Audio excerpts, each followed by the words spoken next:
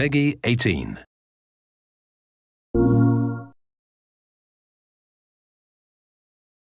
My name is David Hughes and I'm a disease biologist. I study infectious diseases and I'm an assistant professor of biology and entomology at Penn State University.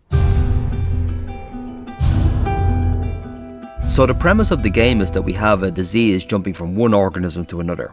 If we take a step back and look at all the diseases that we humans have, we find that 60% of those diseases have indeed jumped from animals. We're constantly moving across this border between the human world and the animal world. And as we do so, we invite parasites to jump that border. AIDS is the classical example. It jumped from being in a chimpanzee, where it doesn't seem to be particularly virulent or dangerous, into humans. Consequently, 75 million people have become infected by HIV, 35 million people have died. And there are many more examples besides that. The classical example is the 1918 bird flu. After the First World War, this killed more individuals than the First World War itself. That jumped from an avian source into humans. Cordyceps fungi are a group of organisms who live exclusively in insect bodies. They're parasites. The most interesting interaction is when they're infecting ants. The fungus induces a suite of chemical changes inside the body of the ant, and this causes the individual to leave the nest.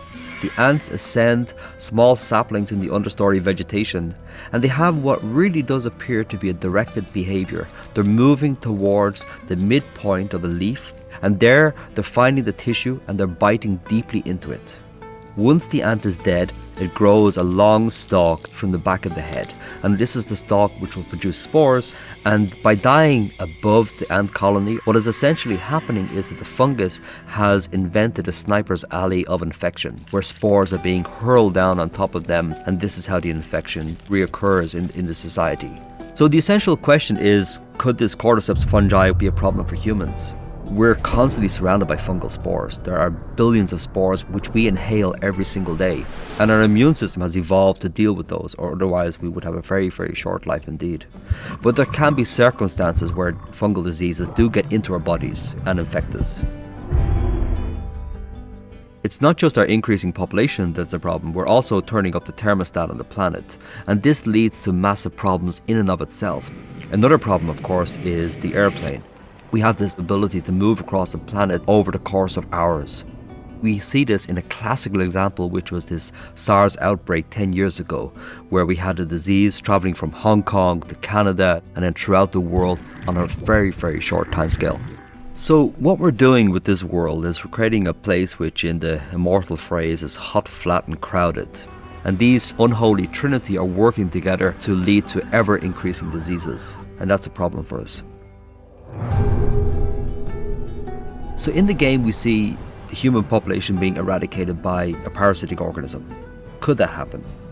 In our sanitized, urbanized world, we probably think that it's unlikely. But if we look at the world through a historical lens, we don't have to go far until we see these massive population crashes.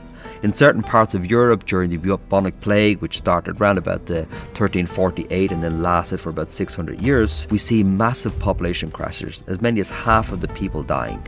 So it really doesn't take much imagination to think a really heavily populated city such as Mexico or New York City of some infectious organism getting in there. And if it doesn't reduce our population considerably, it will at least create massive panic